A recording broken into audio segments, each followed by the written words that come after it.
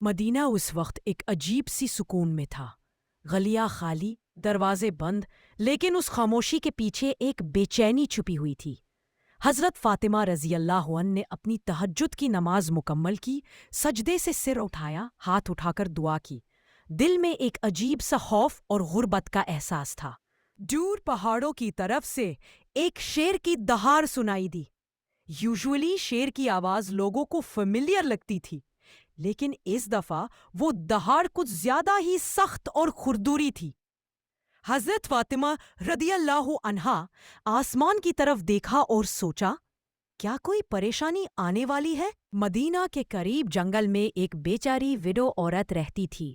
نو family, نو support, کبھی دنوں تک بھوکی رہتی۔ اس کے شوہر شہید ہو چکے تھے، لیکن مدینہ کے لوگ اس کے حال سے موسٹلی ناواقف تھے۔ اگلی صبح جب حضرت فاطمہ رضی اللہ اپنے ابا رسول اللہ صلی اللہ علیہ وآلہ کے گھر کے دروازے پر پہنچی تو اندر سے آواز آئی۔ نبی کریم صلی اللہ علیہ وآلہ اپنے صحابہ سے گفتگو کر رہے تھے۔ ان کی آواز میں فکر تھا۔ ایک ودو عورت ہے، جنگل کے دوسری سائیڈ رہتی ہے، بہت غریب ہے، 3 دن سے بھوکی ہے، اس کے پاس کھانے کا کچھ نہیں، ہمیں اس تک کھانا پہنچانا ہے، اس کی مدد کرنا ہمارے ایمان کا حصہ ہے۔ صحابہ نے عرض کیا، یا رسول اللہ، ہم ضرور جائیں گے، لیکن جنگل ڈینجرس ہے، وہاں درندے ہیں۔ رسول اللہ صلی اللہ علیہ وسلم نے مسکرا کر فرمایا، درندے بھی اللہ کی مخلوق ہے، جو اللہ کے نام پر نکلتا ہے اسے کوئی نقصان نہیں ہوتا۔ یہ الفاظ فاطمہ کے دل میں اتر گئے، ان کی آنکھوں سے آنسو بہہ نکلے۔ انہوں نے سوچا، جب میرے ابو ایک غریب عورت کی فکر کر رہے ہیں تو میں ان کی بیٹی چپ کیسے رہ سکتی ہوں؟ وہ واپس گھر گئی، اپنے ہاتھوں سے روٹیاں بنائی، کچھ کھجور لی اور نکل پڑی۔ راستے میں سلمہ رادی ملی۔ انہوں نے حیرت سے کہا، فاطمہ، تم اکیلی جنگل جا رہی ہو؟ وہاں شیر، درندے ہیں۔ حضرت فاطمہ رضی اللہ مسکرائی، درندے بھی اللہ کا ذکر کرتے ہیں، اگر نیت خالص ہو اللہ حفاظت ضرور کرتا ہے۔ پھر وہ گرمی سے جھولتے راستے سے جنگل کی طرف چلی گئی۔ جنگل میں ایک شیر ان کے پیچھے آ گیا۔ نارمل انسان ہوتا تو ڈر جاتا، لیکن فاطمہ رضی اللہ بالکل پرسکون رکی اور شیر کی آنکھوں میں آنکھیں ڈال کر کہا، اے جنگل کے شیر، تو بھی اللہ کی مخلوق ہے اور میں بھی۔